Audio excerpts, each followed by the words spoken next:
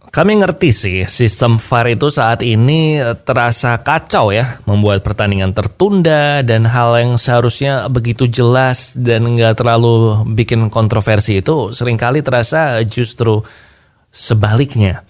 Nah, setiap keputusan yang kontroversial ini kemudian menghasilkan diskusi sengit di antara para pemain, para pandit, para penggemar. Dan di grup WhatsApp kita juga berubah menjadi perdebatan parlementer, debat DPR, debat capres. Namun satu hal yang kita lihat berkali-kali dan kita semua juga termasuk di dalamnya adalah kurangnya pemahaman tentang aturan sepak bola yang sebenarnya. Bisa nggak sih kamu tuh benar-benar menjelaskan dengan detail aturan handball atau bedanya tackle yang sembrono, tackle yang ceroboh, reckless tackle dengan tackle yang berbahaya. Nah, hari ini Bola Adalah Teman akan mencoba menjelaskan 3 peraturan sepak bola yang paling menyebabkan keretakan hubungan atau kontroversi dan perdebatan.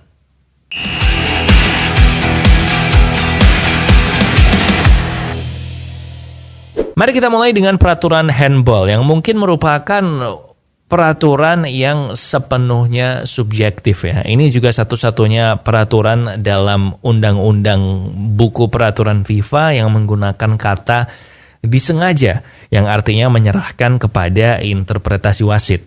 Nah, di Undang-Undang nomor 12 dari Rules of the Game menyatakan bahwa handball ini harus diberikan jika seorang pemain sengaja menyentuh bola dengan tangan atau lengannya, misalnya menggerakkan tangan atau lengannya ke arah bola, dan jika seorang pemain dianggap membuat tubuhnya menjadi lebih besar secara tidak wajar, jika posisi tangan atau lengannya bukan merupakan akibat dari atau dapat dibenarkan oleh gerakan tubuh pemain untuk situasi tertentu. Jadi wasit mencari tindakan yang disengaja oleh pemain dan apakah tangan atau lengannya itu berada pada posisi alami atau tidak. Seberapa dekat pemain yang memegang bola dari tempat kontak terjadi juga menjadi pertimbangan wasit ketika mengambil keputusan handball. Seperti pada contoh di layar ini, penalti diberikan kepada Manchester City ketika umpan crossing Julian Alvarez mengenai lengan John Egan yang terulur. Nah, menurut Ketua PGMOL, badan wasit yang bertanggung jawab atas Premier League, Howard Webb, dia bilang lengan John Egan ini cukup jauh dari tubuhnya. Dia berusaha memblok bola dengan kakinya, tubuhnya, dan kepalanya. Tapi untuk melakukan itu, lengan tersebut harus terlepas dari tubuhnya, harus menjauh dari tubuhnya, dan itu yang menjadi tangan tidak berada di posisi alami. Namun hukuman penalti tidak dijatuhkan terhadap pemain Chelsea Nico Jackson seperti di layar ini karena dianggap tubuhnya berada pada posisi alami. Cukup jelas?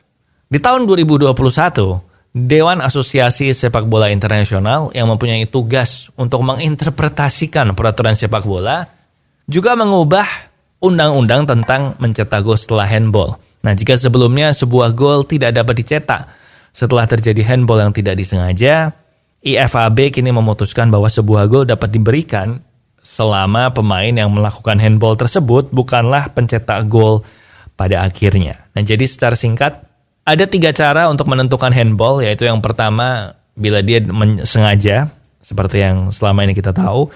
Yang kedua, membuat tubuh Anda lebih besar dan tidak alami posisi tangannya.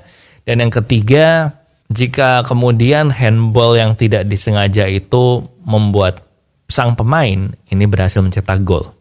Nah, yang membuat lebih membingungkan lagi adalah karena ternyata interpretasi UEFA terhadap aturan handball itu sedikit berbeda dari interpretasi Premier League. Nah, pokoknya yang UEFA itu lebih ketat lah. Nah, itu yang menyebabkan banyak pemain-pemain Premier League yang waktu main di UEFA Champions League atau Europa League jadi terkena handball berkali-kali. Nah, sebenarnya Premier League pernah menerapkan peraturan yang sama dengan UEFA 3 tahun lalu, tetapi dibatalkan setelah mendapat kritik keras dari para pemain dan manajer. Nah, yang kedua, offside. Topik lain yang menjadi perdebatan tanpa akhir. Undang-Undang nomor 11 dari IFAB bilang kalau seorang pemain ini berada dalam posisi offside jika ada bagian tubuhnya yang berada di area pertahanan lawan dan lebih dekat ke garis gawang dibandingkan bola dan lawan kedua terakhir.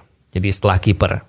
FAB membuat perubahan kecil namun signifikan di musim 2021-2022 dengan memutuskan bahwa yang menjadi titik pengukuran itu adalah bagian bawah ketiak, bukan seluruh lengan yang terentang.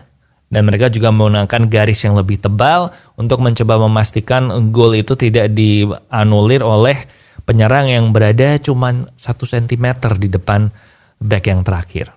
Nah, di Premier League, VAR menggunakan Hawkeye untuk membantu keputusan offside wasit. Dan ini tentu jadi kontroversi ya, karena seperti di akhir September waktu itu gol Luis Diaz ini dianulir karena offside menyusul kesalahan VAR yang human error. Nah, itu sebabnya mulai musim depan diperkirakan Liga Inggris akan menghadirkan teknologi offside semi-otomatis yang dipakai di Piala Dunia di Qatar dan dipakai di Liga Champions musim ini. Nah, dengan metode ini maka tidak perlu menggambar garis atau mengaktifkan garis, jadi hanya menggunakan beberapa kamera untuk melacak anggota tubuh pemain. Dan pertandingannya jadi enggak tertunda oleh VAR-check gitu. Nah, Serie A sudah menggunakannya dan La Liga juga akan mulai pakai di musim depan.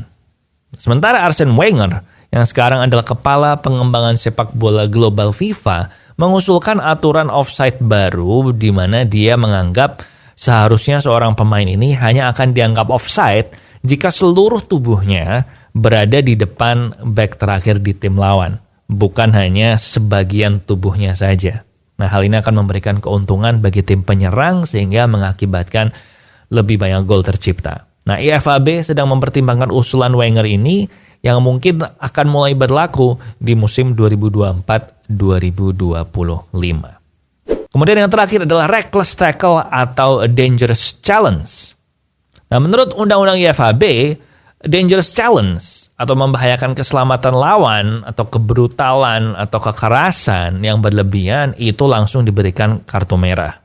Sementara tantangan yang dianggap sembrono atau ceroboh atau nggak pakai mikir, nah itu level di bawahnya dan diberikan kartu kuning. Nah, dalam hal reckless and dangerous challenge ini yang membuat para penggemar frustrasi adalah apa yang mereka rasakan sebagai kurangnya konsistensi.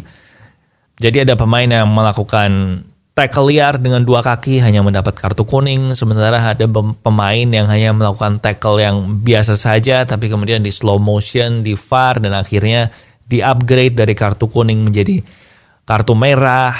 Dan ketidakkonsistenan inilah yang membuat para fans itu tidak bisa terima seringkali dengan intervensi VAR. So itu dia 3 peraturan yang paling menimbulkan perdebatan di dunia sepak bola. Kalau kamu setuju dengan ini silahkan komen di bawah. Kalau tidak setuju juga silahkan komen. Tapi yang paling penting jangan lupa share video ini untuk teman-temanmu yang juga menganggap bola adalah teman. Jangan lupa klik subscribe and turn on notification bell. Di sini bola adalah teman. We'll see you when we see you.